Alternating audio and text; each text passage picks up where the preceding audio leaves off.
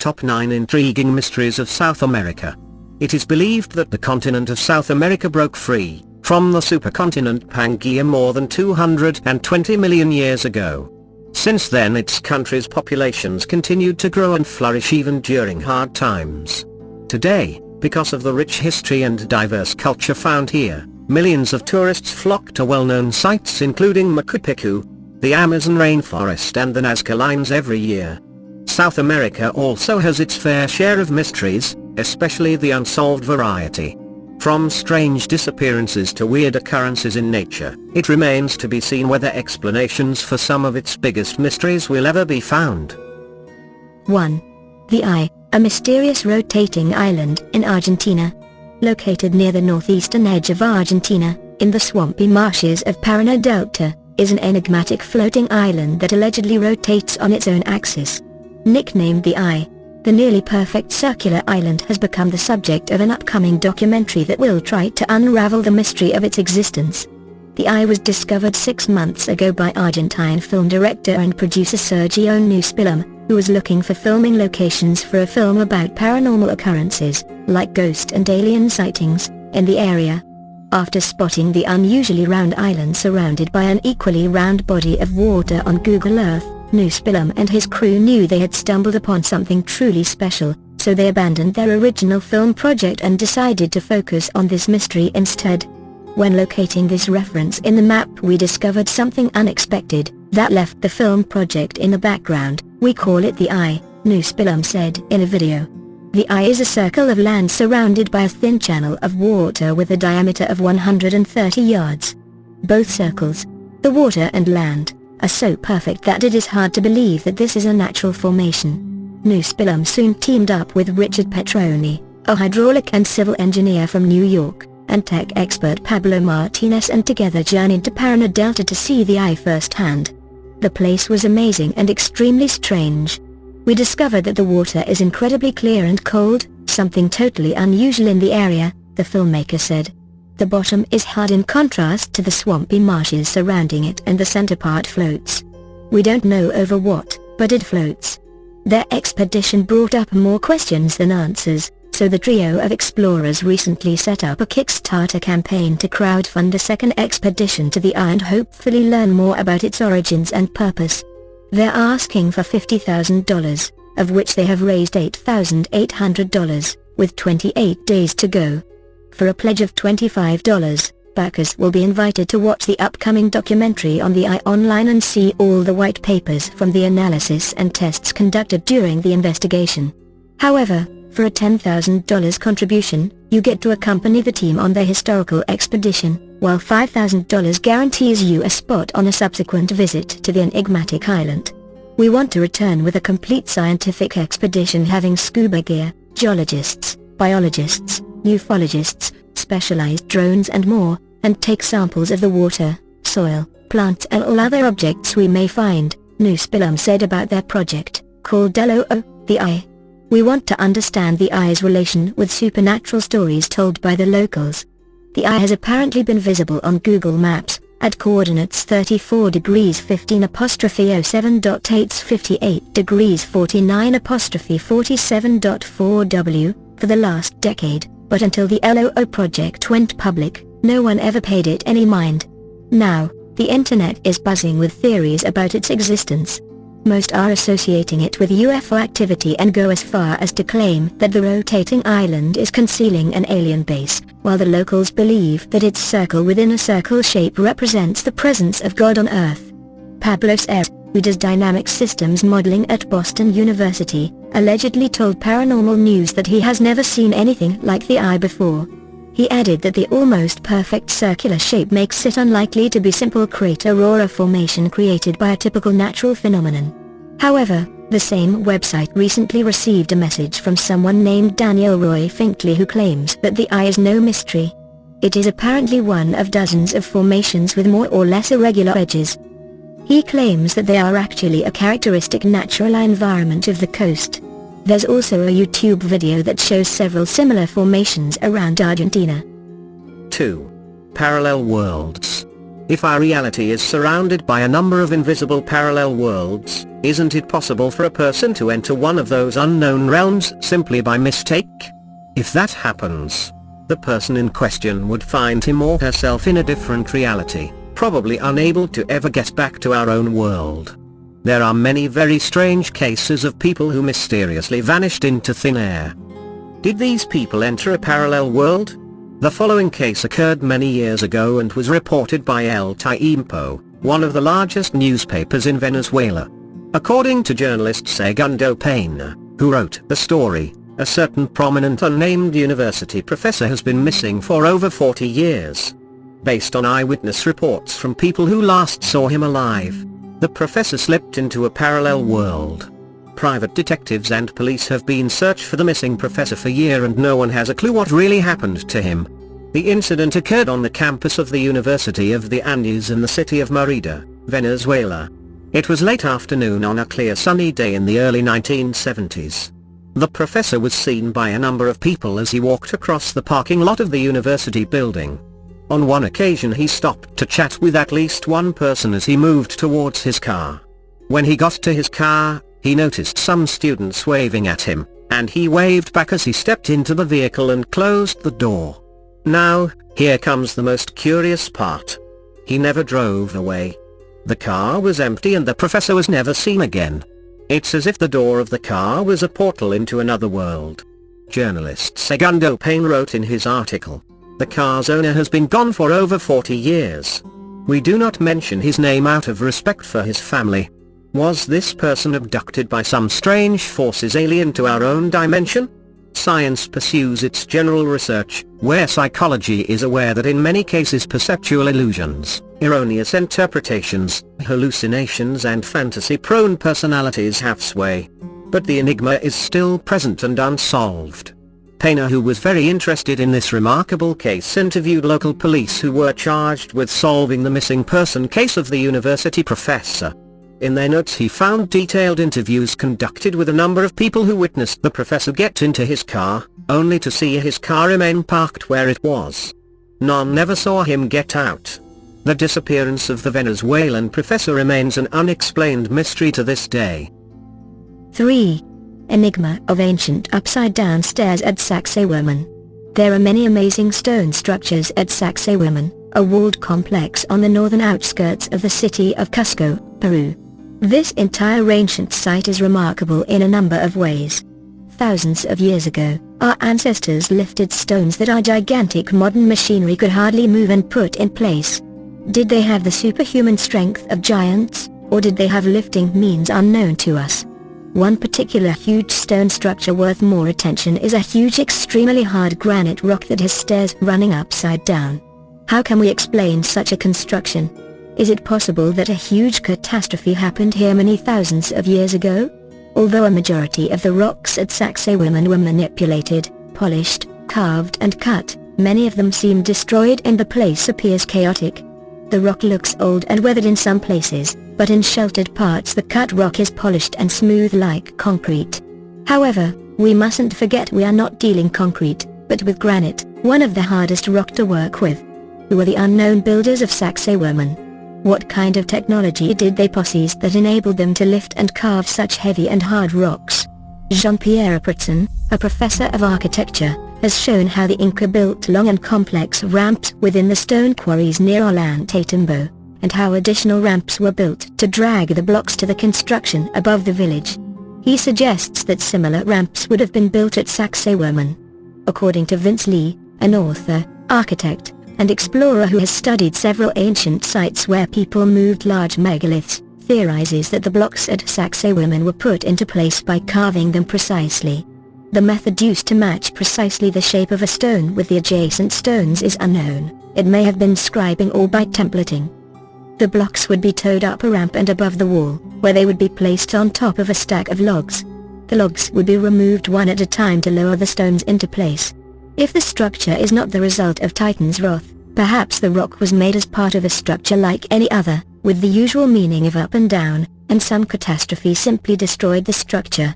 If we turn our attention to Ollantaytambo, a town in the Sacred Valley of the Incas near Cuzco in the southern Sierra region of Peru, we find more evidence of unfinished gigantic ancient buildings. Both Sacsayhuaman and Ollantaytambo are allegedly constructed by the Incas, but there are a number of reasons to believe the structures were already there when the Incas arrived. Ollantaytambo has many indicators that point to a pre-Incan culture as having been the original builders.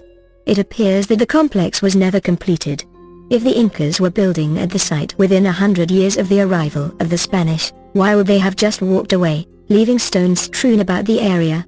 If the aura of disarray at the site stems from a cataclysm wreaking havoc, why wouldn't the Incas have rebuilt? One suspects that the catastrophe predated the Incas, and that they could not actually handle the stones to put them in some better order when they happened upon the site.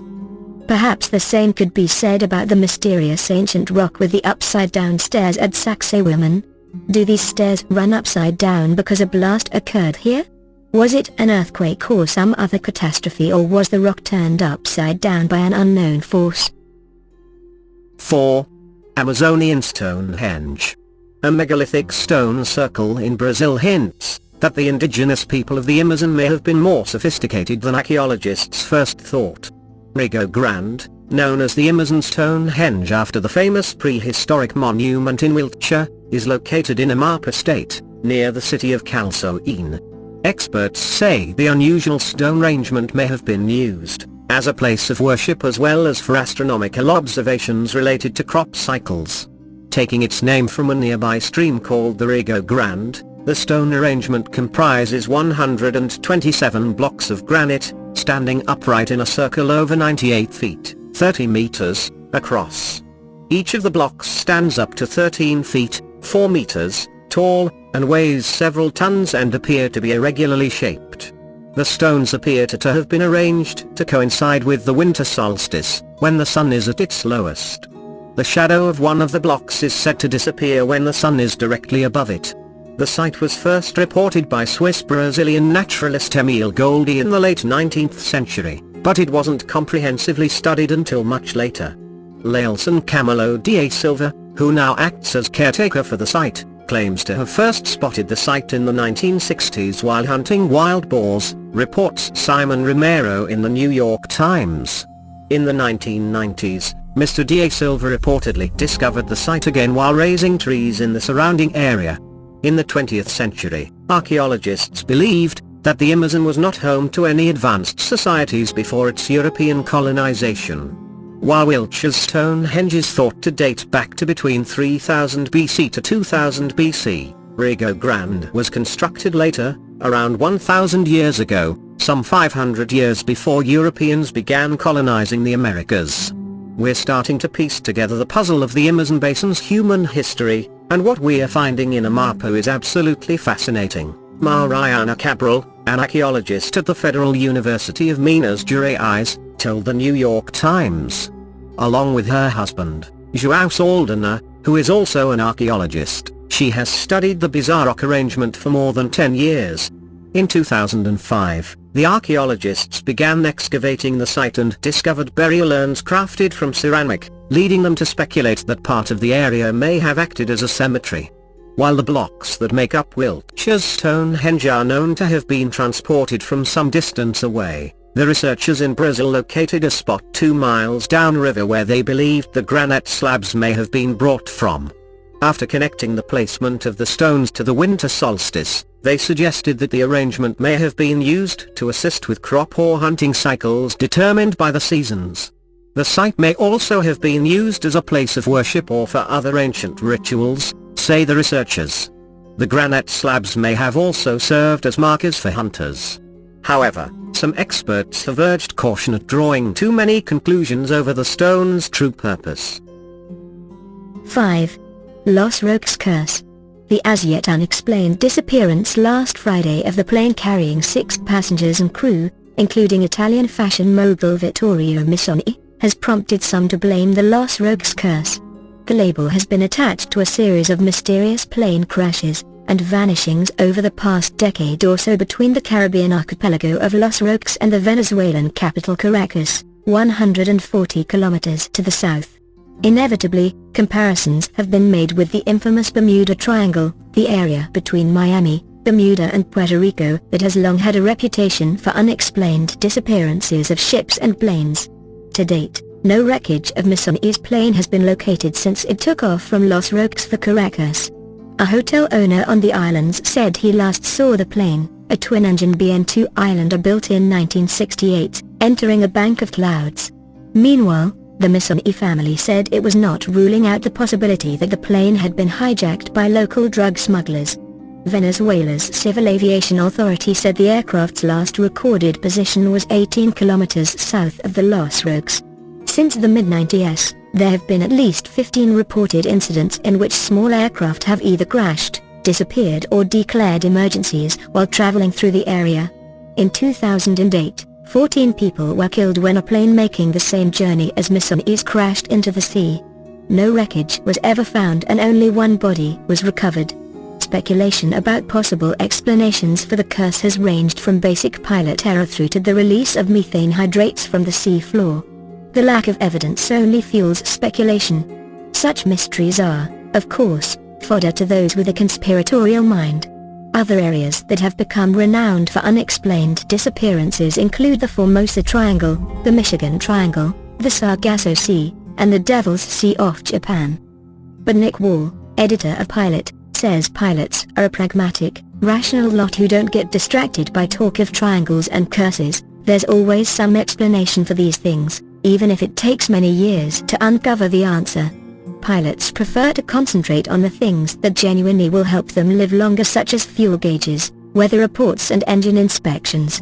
They are increasingly aware of previously unknown meteorological phenomena such as coastal wind shearing and mountain waves, which can cause sudden turbulence. But it is too early to know for sure what caused this latest incident. 6. Band of Holes. A new hypothesis has come forward to try to explain the mysterious band of shallow holes found in the Pisco Valley in southern Peru. Researchers have been stumped for years by their purpose and their creators, but the answer may have finally arrived in Cataxes. Archaeology magazine says that Charles Stanish, an expert on Andean cultures at the University of California, Los Angeles, and his colleague Henry Tantalin had their interest in the Band of Holes, also known as the site of Monte Sierpe, sparked 2 years ago, when a man from Pittsburgh questioned Stanish about possible alien involvement in the creation of the holes.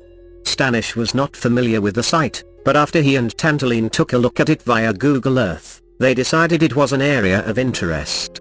The Band of Holes is composed of some 7,000 holes, in a band about 20 meters, 65 feet, wide that extend for several miles in straight lines, and curved rows over uneven mountain surfaces in the Nazca Plateau. Individual holes measure on average a half a meter, 25 inches, in diameter, and depth varies from less than a foot to 2 to 3 meters, 6 to 7 feet, deep. A row has between 9 to 12 pits. The best way the Band of Holes can be seen is with an aerial view. ArsTechnica.uk states that the first modern-day record of the Band of Holes comes from an aerial photograph taken in 1931. Local people have obviously been aware of the site for much longer, but archaeologists have taken less interest in the Band of Holes than its famous neighbor on the Nazca Plateau, the iconic Nazca Lines. Nonetheless, the increasing use of satellite imagery has recently increased attention to the Band of Lines as well. In Stanish and Tantalin's report for Backdirt, the strange site of Monte Sierpe, Band of Holes, in the Pisco Valley, Peru, they propose their hypothesis for the holes. At first they saw a possibility for the holes being linked to mining, however they later found a connection between the holes and the Inca civilization. Evidence came in the form of a small amount of late horizon pottery and a gully they saw alongside the band, which they associated with an Inca-style roadbed. They also noted an Inca storeroom known as a colca, which is what led them to suggest that the holes were used as a drop-off point for Inca food tributes. As ArsTechnica.uk says, while ancient cities and other empires had dramatic marketplaces at their centers, Inca cities had vast colcas. Food and textiles were provided to members of the Inca state from these storehouses.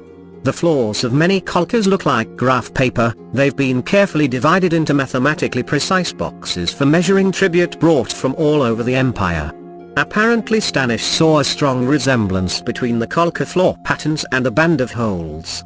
Stanish and Tantaline write, "The curious nature of the different kinds of construction of the holes is now understandable as a means of accounting for different groups and possibly different kinds of goods. Each segment, we suggest, belonged to different tax-paying groups, most likely kin and territorial groups called Alu." Furthermore, Stanish and Tantaline suggest that young men working for the Inca Empire could have been those responsible for the digging of the holes. They believe that the process would not have been that difficult. With a pre-Hispanic technology of stone picks and foot plows, one young man could dig or construct one of these holes easily in about 2 or 3 hours on average. Digging holes into the mounded surfaces would have gone even faster. 7. Mystery Tomb. Tobago is the smaller island of the twin Republic of Trinidad and Tobago, and not without its own unique wonders and secrets. One of the old mysteries of Plymouth is the tomb of Betty Stephen, who died in the 18th century. On her tomb is inscribed the strange epitaph. Beneath these walls are deposited the body of Mrs. Betty Stephen and her child. She was the beloved wife of Alex B. Stephen. To the end of his days will deplore her death, which happened upon the 25th of November 1783 in the 23rd year of her age. What was remarkable of her, she was a mother without knowing it, and a wife without letting her husband know it except by her kind indulgence to him. Locals have many theories about what transpired between the reputed husband and wife, most of which involve the clever concealment of an interracial romance between a white slave master and black female slave which would have been taboo at the time. The stories, though, are a bit too big to believe, that Betty gave birth to 4 children while unconscious, whose existence was then concealed from her. Also, the story relies on the idea that once a man takes a woman's virginity, he becomes her husband, even without a ceremony. Another, contradictory story claims Betty was a wanton woman who fell in love with a man and got him drunk enough to marry her without his consent, but proceeded to indulge his every whim. After getting pregnant, she got sick and gave birth in an unconscious state. While none of these theories have ever been validated, there continues to be much hypothesizing. 8. Twins of Atlantis. Why are there so many ancient depictions of twins in this part of the world? All across the world there are ancient legends and myths of a great flood that destroyed the world and humanity. This is a universal ancient story that can be encountered worldwide. Basically, the survivors of the deluge have different names depending on the region. One of the best known deluge legends is the biblical story of Noah, written in the book of Genesis. In ancient Greece, the survivor of the flood was known as Deucalion, in China as Nuwa, in India as Manu, and so on. According to legends and myths, the Great Flood destroys the old world and its race. After the flood, God creates an improved race worthy of inhabiting the earth. Over 11,000 years ago there existed an island nation located in the middle of the Atlantic Ocean populated by a noble and powerful race. The people of this land possessed great wealth thanks to the natural resources found throughout their island. The island was a center for trade and commerce. The rulers of this land held sway over the people and land of their own island and well into Europe and Africa. This was the island of Atlantis. Atlantis was the domain of Poseidon, god of the sea. When Poseidon fell in love with a mortal woman, Pluto, he created a dwelling at the top of a hill near the middle of the island, and surrounded the dwelling with rings of water and land to protect her. Pluto gave birth to 5 sets of twin boys who became the first rulers of Atlantis. The island was divided among the brothers, with the eldest, Atlas, first king of Atlantis, being given control over the central hill and surrounding areas. At the top of the central hill, a temple was built to honor Poseidon, which housed a giant gold statue of Poseidon riding a chariot pulled by winged horses. It was here that the rulers of Atlantis would come to discuss laws, pass judgments, and pay tribute to Poseidon. To facilitate travel and trade, a water canal was cut through the rings of land, and water running south for 5.5 miles, till 9 kilometers, to the sea. The city of Atlantis sat just outside the outer ring of water, and spread across the plain covering a circle of 11 miles, 1.7 kilometers. This was a densely populated area where the majority of the population lived. Beyond the city lay a fertile plain 330 miles, 530 kilometers, long, and 110 miles, 190 kilometers, wide, surrounded by another canal used to collect water from the rivers and streams of the mountains. The climate was such that 2 harvests were possible each year. One in the winter fed by the rains and one in the summer fed by irrigation from the canal. Surrounding the plain to the north were mountains which soared to the skies. Villages, lakes, rivers, and meadows dotted the mountains. Besides the harvests, the island provided all kinds of herbs, fruits, and nuts. An abundance of animals, including elephants, roamed the island. For generations the Atlanteans lived simple, virtuous lives. But slowly they began to change. Greed and power began to corrupt them. When Zeus saw the immorality of the Atlanteans, he gathered the other gods to determine a suitable punishment. Soon, in one violent surge, it was gone. The island of Atlantis, its people, and its memory were swallowed by the sea. This is a summary of the story told by Plato around 360 BC in his dialogues Timaeus and Critias. These writings of Plato are the only specific known references to Atlantis.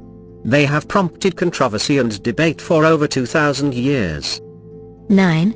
Disappearance of Keith Davis. When commercial fishermen fail to abide by the industry's strict regulations, contract fisheries observers like Keith Davis have the dangerous duty of reporting them. Observers embed on boats for months at a time and are supposed to track and report wrongdoing, which can lead to friction between them and a ship's captain or crew. So when Davis mysteriously vanished earlier this month off the coast of Peru, concerns were raised by family and friends that foul play was involved. Davis, an American marine biologist, was embedded on the Victoria No. 168, a Panamanian-flagged fishing vessel.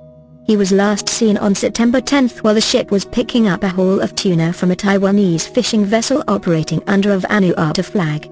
Since then few details have been released about the circumstances of Davis's disappearance. The U.S. Coast Guard and FBI have been working with local officials in Panama, but the lack of information and conflicting reports have frustrated Davis's family and friends, some of whom have publicly criticized those involved in the investigation. Davis's cousin, Melanie Fletcher, told CNN last week that the family was initially told he might have fallen and hit his head, but that story has since changed. Now it seems no one has a definitive answer about Davis or his whereabouts. He's not the type of guy who's just going to fall off a boat, Fletcher said. He's the type of guy who watches to make sure no one else does. He's a very smart, resourceful, MacGyver-type guy. A dangerous occupation. Davis began his career as a contract fisheries observer in 1999. His network was widespread and he was well liked in the close-knit and far-reaching community of fisheries observers. When news of his disappearance began to percolate the internet, his family and friends took to Facebook and Twitter in an attempt to make sense of what might have happened to him, many of them using the hashtag #FindKeithDavis. For many, the most difficult thing to understand is how someone who spent nearly 16 years on the water and is considered an expert in his field could simply vanish during a daytime transfer of fish from one boat to another. According to Stacey Gray, a former colleague of Davis's, tensions can run extremely high between observers and the crews they embed with. Gray told Civil Beach he once had to lock herself in a bathroom and call for help when she caught a Hawaii longliner throwing plastics overboard. She said he started threatening her after she caught him, telling her he would kill her and feed her to the sharks. When they got back to port, Gray said, he jumped ship before docking and swam away. It can definitely be a dangerous occupation, she said. Lynn Goodman, another friend of Davis and former colleague, recently wrote on her blog that serious crimes, such as human trafficking and slavery, often go unseen in international waters. Goodman highlighted how much money is at stake, particularly in the tuna industry, saying that an observer's report can potentially cost a vessel quite a bit in fines, or even lead to jail time for the captain and or crew members if the offense is severe. She also noted that illicit cargo such as shark fins and drugs can put the life of an observer in danger. Changing the tide. Liz Mitchell, a board member for the Association for Professional Observers who also used to work with Davis, says that anyone who has spent a considerable amount of time on the water as an observer will have a story to tell. Intimidation, she says, is widespread in the industry, and combating harassment and violence is a top priority for her organization. She says the APO is aware of numerous cases in which observers have been punched, slapped and assaulted. There's even one case in which an observer was chased around the ship by a crew member wielding a meat cleaver. The most common threat, she said, is observers being told they will be thrown overboard. Mitchell worked closely with Davis, who was a board member of the association from 2005 to 2012, to improve the situation for observers. They developed an international Bill of Rights in an effort to protect observers, but now the APO wants to go further, outfitting observers with panic buttons and other technological equipment, such as satellite communicators, to better protect them while out at sea. We're very upset right now because Keith was a loved colleague and he played a big role on the part of observer rights and welfare, Mitchell said. He loved his job. He loved the ocean. And he loved the lifestyle. He wanted it to be seen as a viable professional career.